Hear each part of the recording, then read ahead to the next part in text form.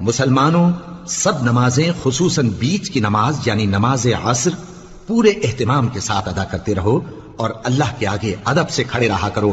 پھر اگر تم خوف کی حالت میں ہو تو پیادے یا سوار جس حال میں ہو نماز پڑھ لو۔ پھر جب امن و اطمینان ہو جائے تو جس طریق سے اللہ نے تم کو سکھایا ہے جو تم پہلے نہیں جانتے تھے، اللہ کو یاد کرو۔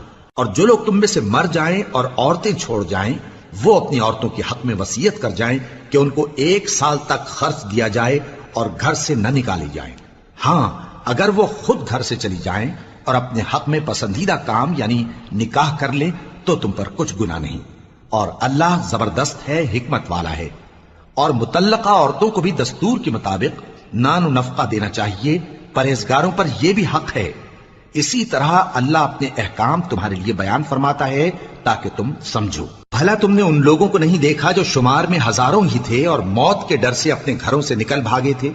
تو اللہ نے ان کو حکم دیا کہ مر جاؤ، پھر ان کو زندہ بھی کر دیا۔ کچھ شک نہیں کہ اللہ لوگوں پر مہربانی رکھتا ہے، لیکن اکثر لوگ شکر نہیں کرتے۔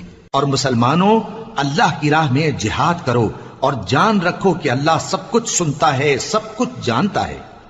کون ہے کہ اللہ کو قرض حسنہ دے کہ وہ اس کے بدلے اس کو کئی گنا زیادہ دے گا؟ اور اللہ ہی روزی کو تنگ کرتا اور وہی اسے کشادہ کرتا ہے، اور تم اسی کی طرف لوٹ کر جاؤ گے۔